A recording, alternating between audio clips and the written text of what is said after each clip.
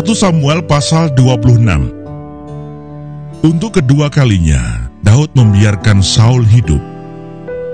Datanglah orang Sif kepada Saul di Gibea serta berkata, Daud menyembunyikan diri di bukit Hakila di padang belantara.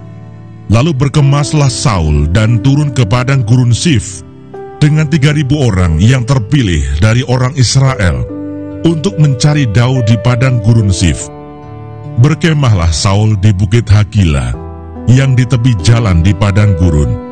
Ketika diketahui Daud bahwa Saul datang mengikuti dia ke padang gurun, disuruhnyalah pengintai-pengintai. Maka diketahuinyalah bahwa Saul benar-benar datang. Berkemaslah Daud, lalu sampai ke tempat Saul berkemah.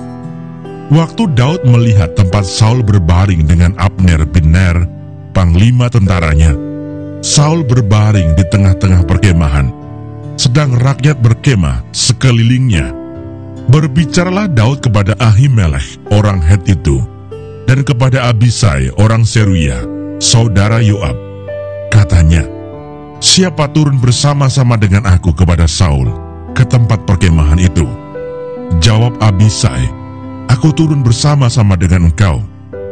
Datanglah Daud dengan Abisai kepada rakyat itu pada waktu malam, dan tampaklah di sana Saul berbaring tidur di tengah-tengah perkemahan, dengan tombaknya terpancung di tanah pada sebelah kepalanya. Sedang Abner dan rakyat itu berbaring sekelilingnya. Lalu berkatalah Abisai kepada Daud, pada hari ini Allah telah menyerahkan musuhmu ke dalam tanganmu. Oleh sebab itu izinkanlah kiranya aku menancapkan dia ke tanah dengan tombak ini. Dengan satu tikaman saja, tidak usah dia kutancapkan 2 kali. Tetapi kata Daud kepada Abisai, jangan musnahkan dia, sebab siapakah yang dapat menjamah orang-orang yang diurapi Tuhan dan bebas dari hukuman? Lagi kata Daud, demi Tuhan yang hidup, niscaya Tuhan akan membunuh dia. Entah karena sampai ajalnya dan ia mati, entah karena ia pergi berperang dan hilang lenyap di sana. Kiranya Tuhan menjauhkan daripadaku untuk menjamah orang yang diurapi Tuhan. Ambillah sekarang tombak yang ada di sebelah kepalanya dan kendi itu, dan marilah kita pergi.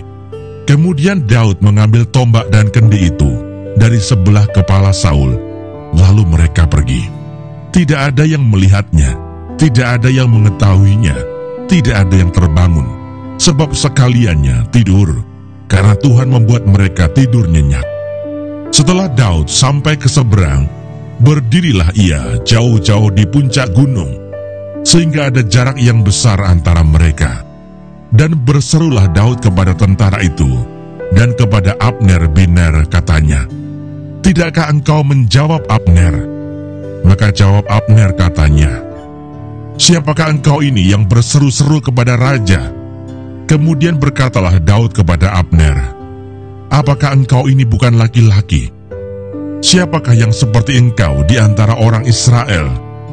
Mengapa engkau tidak mengawal tuanmu raja? Sebab ada seorang dari rakyat yang datang untuk memusnahkan raja, tuanmu itu. Tidak baik hal yang kau perbuat itu. Demi Tuhan yang hidup, kamu ini harus mati, karena kamu tidak mengawal tuanmu, orang yang diurapi Tuhan itu.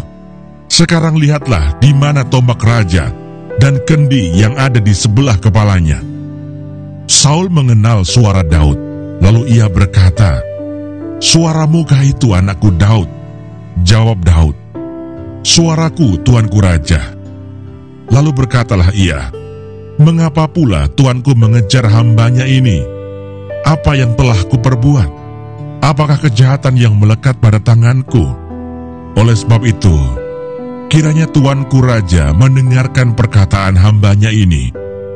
Jika Tuhan yang membujuk engkau melawan aku, maka biarlah ia mencium bau korban persembahan.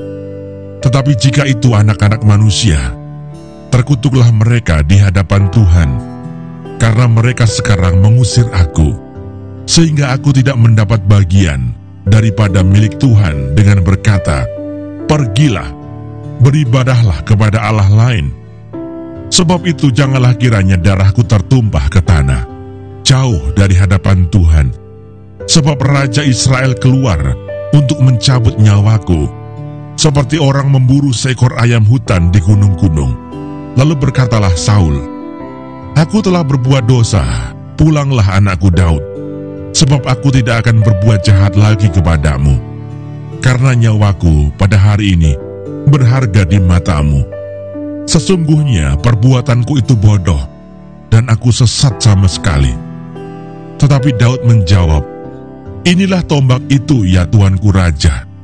Baiklah salah seorang dari orang-orangmu menyeberang untuk mengambilnya.